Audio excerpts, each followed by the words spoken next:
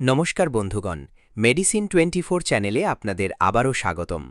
গত ভিডিওতে আমি ওষুধের হোলসেল লাইনের কিছু বাস্তব কথা বলেছিলাম, আর আপনারা আমাকে অনেক ভালোবাসা ও সমর্থন দিয়েছেন। তার জন্য আন্তরিক ধন্যবাদ। আজ আমি আপনাদের কষ্টের টাকা বাঁচানোর একটা গুরুত্বপূর্ণ উপায় দেখাবো।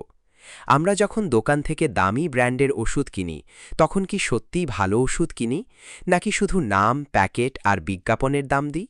চলুন আজ সহজ ভাষায় পুরো বিষয়টা জেনে নিই। অনেক সময় আমরা দেখি একটি নামী কোম্পানির ক্যালসিয়াম ট্যাবলেটের দাম ১২০ টাকা, আবার একই উপাদানের অন্য একটি জেনেরিক ওষুধের দাম মাত্র ৩০ টাকা। এখন প্রশ্ন হল, দুটোর মধ্যে পার্থক্য কোথায়? যদি দুটোর ভেতরেই একই ক্যালসিয়াম এবং ভিটামিন ডি3 থাকে, তাহলে মূল পার্থক্য অনেক ক্ষেত্রেই ব্র্যান্ডিং, মার্কেটিং এবং কোম্পানির নামের কারণে হয়। অর্থাৎ অনেক সময় আপনি ওষুধের গুণের পাশাপাশি নামের দামও দিচ্ছেন। তাই আপনি যখন ওষুধ কিনতে যাবেন, দোকানদারকে বলতে পারেন, আমাকে এই সল্ট বা কম্পোজিশনের জেনেরিক ওষুধ দিন। এতে অনেক ক্ষেত্রেই আপনার ভালো টাকা সাশ্রয় হতে পারে। তবে এখানে একটা গুরুত্বপূর্ণ সতর্কতা আছে।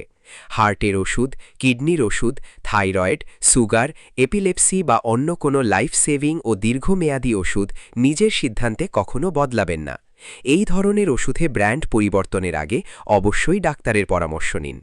কিন্তু সাধারণ ভিটামিন, ক্যালসিয়াম, গ্যাস, কিছু সাধারণ ব্যথা বা সাপোর্টিভ ওষুধের ক্ষেত্রে অনেক সময় জেনেরিক অপশন নেওয়া সম্ভব হতে পারে। সচেতন ক্রেতা হলে আপনি টাকা বাঁচাতে পারবেন, ঠকবেন না।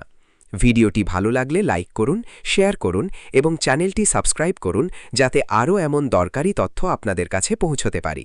পরের ভিডিওতে আমি দেখাবো শুধু এক্সপায়ারি ডেট নয়, ওষুধের গুণমান বোঝার সহজ কিছু উপায়। ধন্যবাদ।